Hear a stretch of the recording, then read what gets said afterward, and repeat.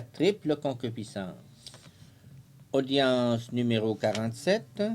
Comment faire fructifier le cœur humain?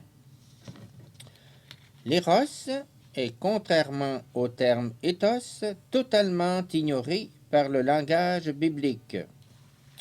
Selon Platon, Eros oriente l'homme sensuel ou sensible vers ce qui est transcendant, la force qui dirige l'âme vers le monde des idées. Eros élève l'âme de l'homme de la beauté d'un corps particulier à celle de tous les corps, donc à la beauté de la science et enfin à l'idée même du beau. Eros n'est ni purement humain ni divin. Il est quelque chose d'intermédiaire, daimonion. Sa principale caractéristique est l'aspiration et le désir permanent, étant l'amour qui tend au sublime. Eros est donc la voie qui conduit l'homme à la divinité, l'aspiration à la transcendance. Il est donc une forme de fuite au-delà du monde matériel auquel l'âme est tenue de renoncer parce que la beauté du sujet sensible n'a de valeur que si elle porte à un plan plus élevé.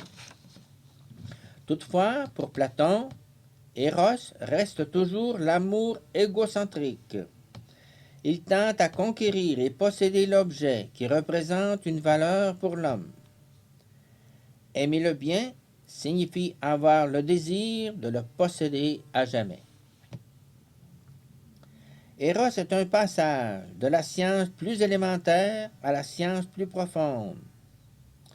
Il est en même temps l'aspiration à passer de ce qui n'est pas, et c'est le mal, à ce qui existe dans toute sa plénitude, et c'est le bien. Selon Platon, l'éros représente la force intérieure qui entraîne l'âme vers tout ce qui est bon, vrai et beau. Cette attraction indique en ce cas l'intensité d'un acte subjectif de l'esprit humain. Dans la signification commune, au contraire, comme aussi d'ailleurs dans la littérature, cette attraction semble être avant tout de nature sensuelle.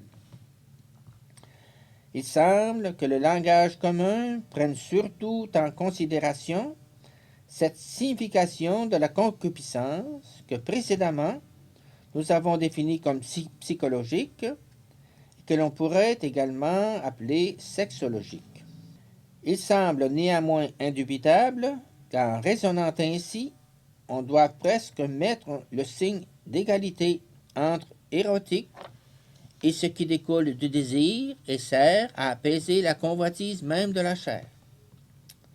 Il semble possible cependant que dans les limites du concept d'éros, en tenant compte de sa signification platonicienne, se trouve la place de cet ethos en raison de ses contenus éthiques et aussi indirectement théologiques.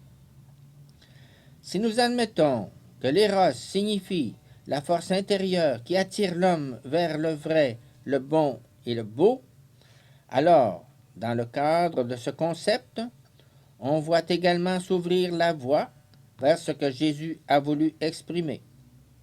L'éros et l'éthos ne divergent pas l'un de l'autre, ne s'opposent pas l'un à l'autre, mais sont appelés à se rencontrer dans le cœur humain et dans cette rencontre